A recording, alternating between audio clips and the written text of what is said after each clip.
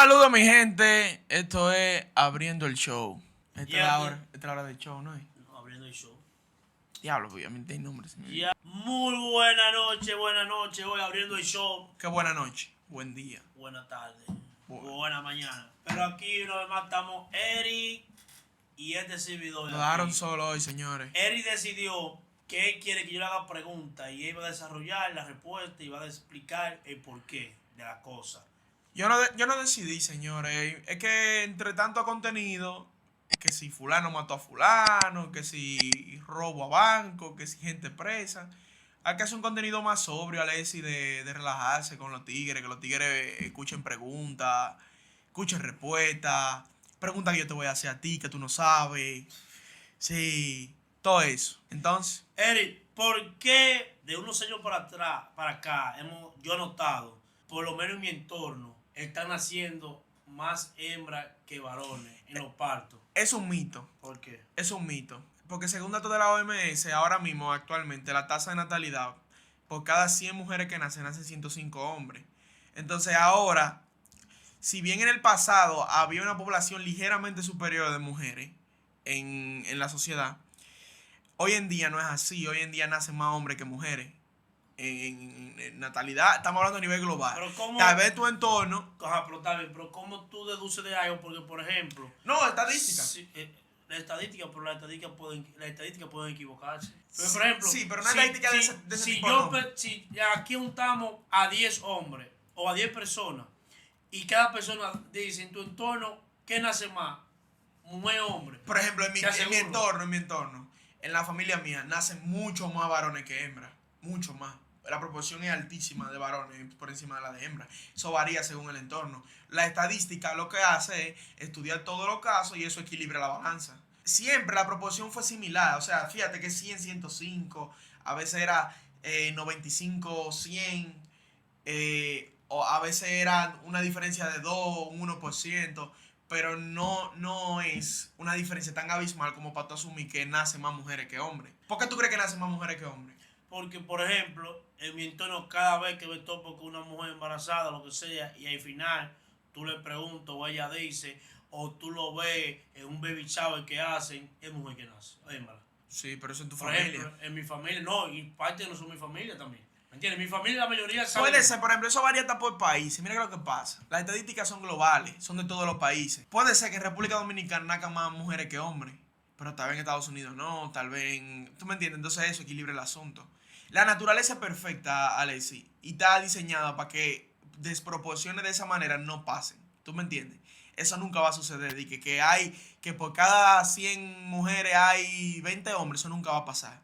La naturaleza no lo va a permitir, obviamente, porque por selección natural, el motivo principal de la existencia es la prevalencia de la especie. Entonces, esa desproporción perjudicaría la reproducción, lo que haría que nosotros poco a poco nos vayamos extinguiendo. Entonces, si las matemáticas forman parte de la naturaleza o son una invención humana. Mira, la matemática nace del deseo del ser humano de contar lo que tenía. Es decir, la matemática en sí son invenciones humanas basadas en la naturaleza. ¿Tú me entiendes? En principio no existía la matemática, pero llegó un momento en el que una persona, un neandertal, le dijo, ven acá, yo quiero saber cuántos pollos yo tengo. Y si se me muere un pollo, ¿cuántos pollos dejo de tener? ¿Tú me entiendes? Basado en esa lógica simple, ahí nace. Después de la matemática nace el dinero, porque ahí ya le damos un sentido más mercurial a las cosas, entre otras cosas. Pero las matemáticas son una invención humana basada en la naturaleza. ¿Por qué hay algo en vez de nada? Es que esa pregunta es abstracta. Porque es lo mismo que yo te diga, ¿por qué existe todo en vez de nada? O sea, no es algo que yo pueda tener una respuesta. Pero está bien. Yo puedo, tú puedes mira, tener tu propia respuesta, tuya. si apelamos a la ciencia, no existe el vacío o la nada absoluta. Y siempre ha existido algo. Y ese algo también puede ser concebido filosóficamente como nada. ¿Tú me entiendes? Por eso que esa es una pregunta muy abierta, que no tiene una respuesta en sí.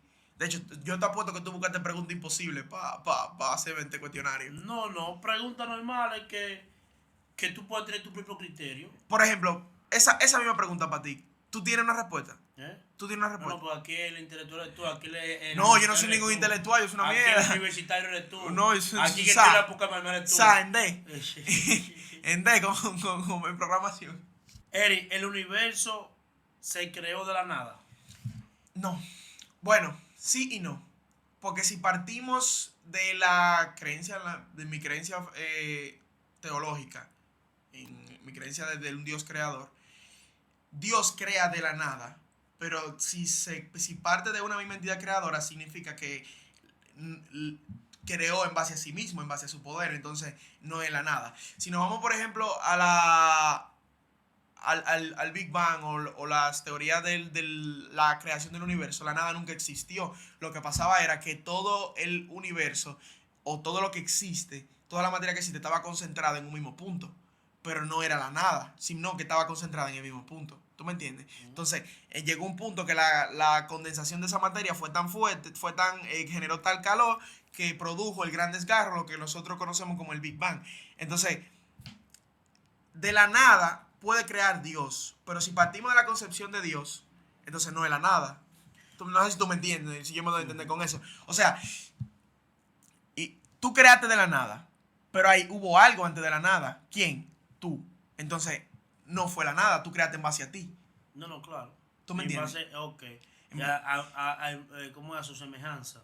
No, en base a su, por ejemplo, si Dios crea en base a su poder, entonces creó en base a su poder, no la nada. No sé si tú me entiendes. Yo digo que lo más cercano que existe a la creación de la nada, o sea, lo más cercano que nosotros tenemos con Dios hoy en día es la programación, Alessi. Yo estudiando me he dado cuenta de eso. Estudiando programación yo me he dado cuenta de eso. No hay nada que tú puedas imaginar que no sea programable en una computadora hoy en día.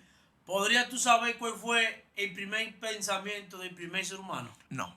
No, No, no hay no hay forma. No hay forma, ¿verdad? Yo siento que, bueno, si tú te basas en los impulsos naturales, Ejemplo, ¿cuáles son tus primeros pensamientos que te llegan a la mente? ¿Qué pensamiento? bueno, los naturales. Por Los ejemplo, naturales. por ejemplo, tengo hambre, tengo frío, tengo sueño. Esos son eso es lo más básico. Por ejemplo, los bebés, que no hemos comprobado si piensan o no, los bebés tienen Piensan. esos impulsos. Piensan. Entonces, bueno, sí, porque Pueden pensar. sí, porque hay estudios que demuestran que los bebés son capaces de manipular a los padres y para generar una manipulación hay que pensar. Por ejemplo, los bebés desarrollan el impulso de llorar para que le den leche, porque cuando ellos lloran le dan leche. Entonces, intrínsecamente ellos van desarrollándose para que pase eso. ¿Qué cuando ocurre tienen cuando ese- muere? Bueno, yo creo que mira, en mi creencia bíblica me dice que cuando tú mueres tú quedas en un estado de vacío absoluto. La Biblia dice que tú descansas hasta la segunda venida de Cristo.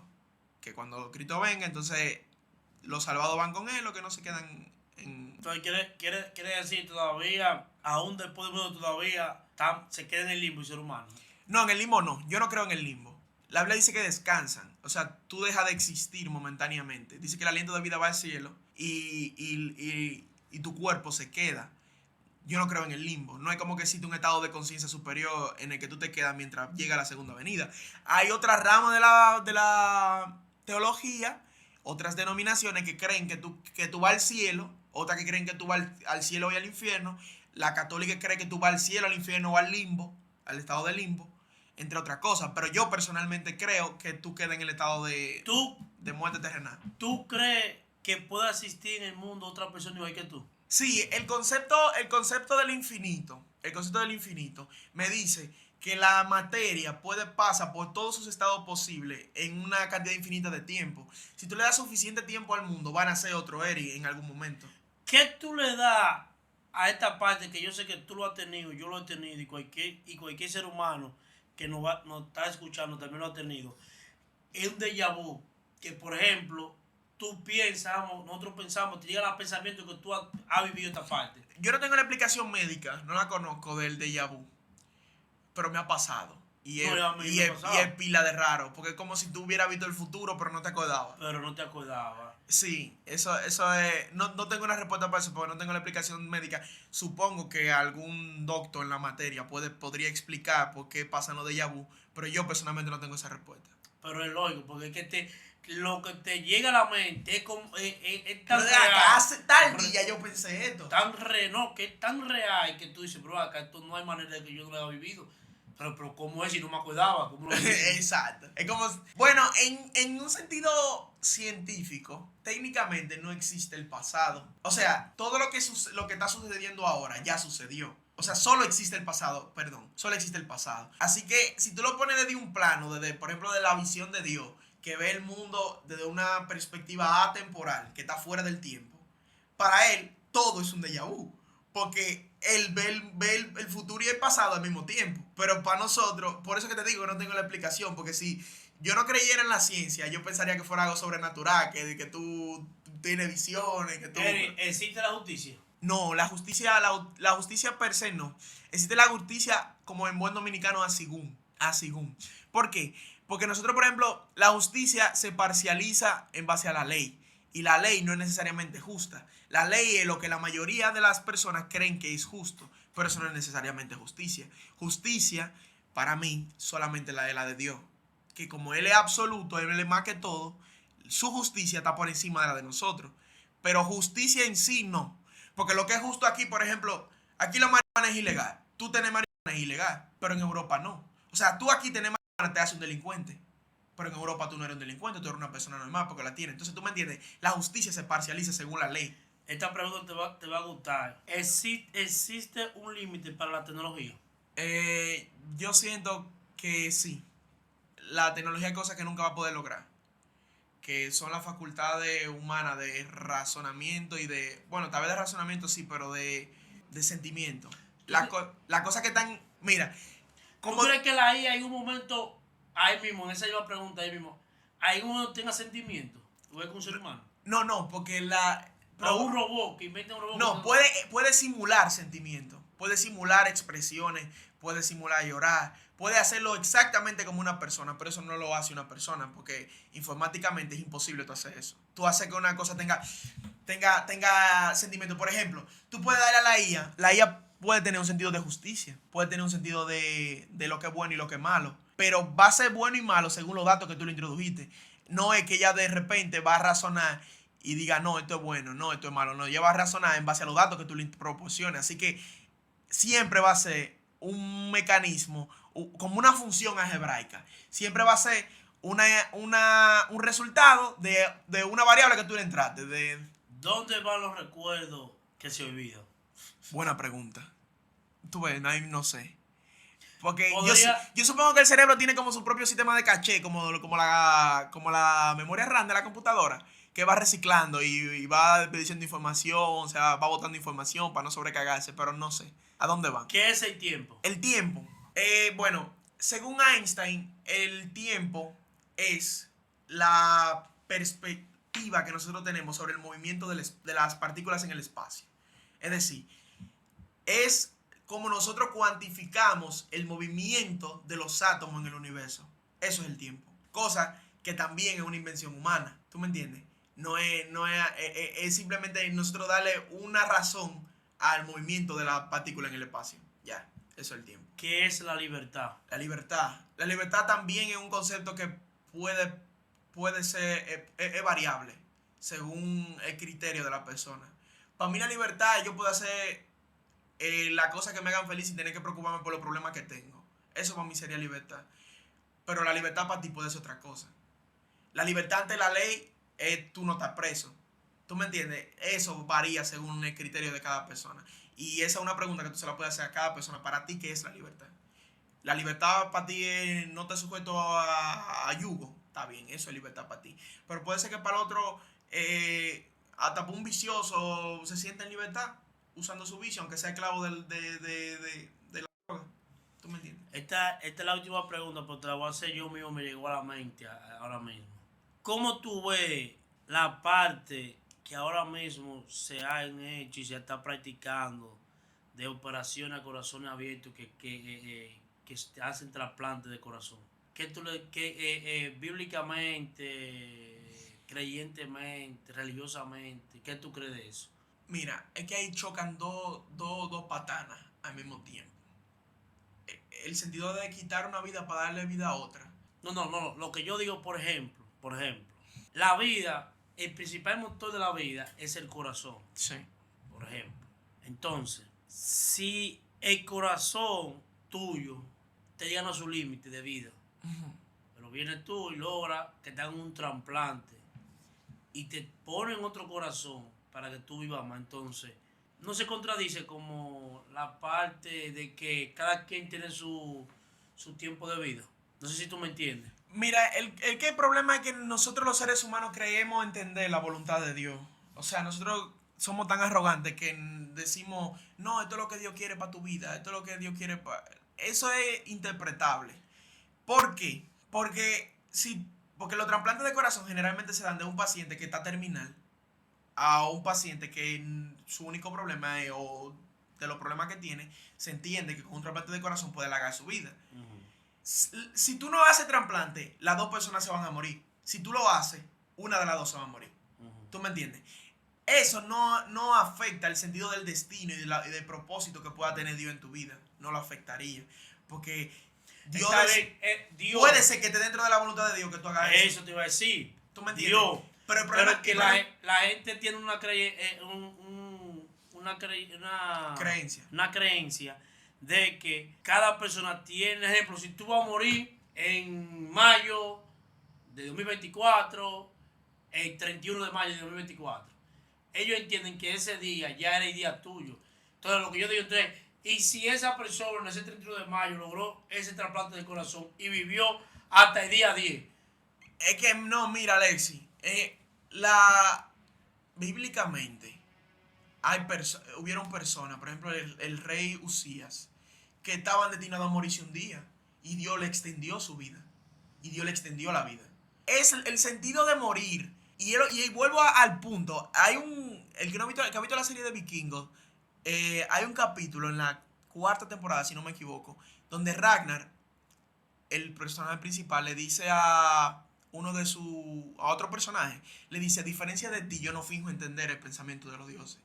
Yo no te voy a decir a ti que eso está bien o mal para Dios, porque yo no comprendo el pensamiento de Dios, porque para yo comprender el pensamiento de Dios, yo tendría que ser como Dios. Ajá. Entonces, el sentido del destino, si Dios tiene destinado para que tú te mueras un día, tú te vas a morir ese día, aunque pase lo que pase. Ahora, y si estaba dentro de los planes de Dios que tú te salvaras de esa forma, porque si fuera por eso, y dicho sea de paso, hay religiones que no aceptan transfusiones de sangre y condenan a su persona a morirse, entendiendo que es la voluntad de Dios. No, esa no es la voluntad de Dios. Esa es tu interpretación Esa sobre es la voluntad tuya. Esa es tu interpretación sobre la voluntad de Dios. Que por más buenas intenciones que tú tengas, no deja de ser una interpretación tuya sobre la voluntad de Dios. No sé si tú me entiendes. Y una equivocación. Al final Es una equivocación, porque así como Dios... Mira, la Biblia dice que Dios... Y no sé por qué esto terminó siendo algo como más religioso, pero es imposible hablar del universo sin irse a creador. Que Dios manda a sus ángeles para que tus pies no tropiecen sobre la piedra. Tú sabes que la palabra ángel significa enviado. Necesariamente no tiene que venir un ser angelical con alas a hacer un milagro por tu vida. Necesariamente no. Puede ser que el ángel que Dios dispuso para extender tu vida sea el médico que te está atendiendo. ¿Tú me entiendes? Sea esa transfusión de sangre. Y si tú dejas de aceptar eso, directamente tú estás dejando de aceptar la voluntad de Dios. El problema es que nosotros asumimos cuál es la voluntad de Dios, creyéndonos con la capacidad de entender el pensamiento de Dios. Y eso no es así. La voluntad de Dios es que tú oras para que pase algo. O sea, tú oras. Tú dices, Señor, voy a tomar un examen, que sea tu voluntad. Y si la voluntad de Dios era que tú te quemaras en ese examen para que tú aprendieras una lección. Pero eso tú entiendes que la voluntad de Dios debe ser que tú pases el examen. ¿Tú me entiendes? Eso mismo pasa con todo. Nosotros asumimos, decimos, y yo veo personas que vienen y dicen, por ejemplo, a un enfermo y dicen, yo declaro sanidad en tu vida. Ven acá. Y si la persona se muere, ¿quiere decir que Dios se equivocó? No, Dios no se equivocó. El problema es que tú asumiste una posición en base a lo que tú querías. Está bien, ya. Si lo pongamos, si hagamos otro contenido arriba del primero. No, esto se puede hacer todos los días, muchachos. Ya ustedes saben, mi gente, esto fue abriendo el show. Digan si les gustó un tema variado, Sí. haciendo preguntas. Hagan sus preguntas. Si quieren, tienen una opinión diferente a la mía, pónganla en los comentarios, digan si me equivoqué en algo. Y esto abriendo el show, señores. Suscríbanse, 5 segundos, por favor, apóyennos. Ya ustedes saben, vamos a seguir haciendo preguntas difíciles de responder. Abriendo el show, hablamos. Bye bye.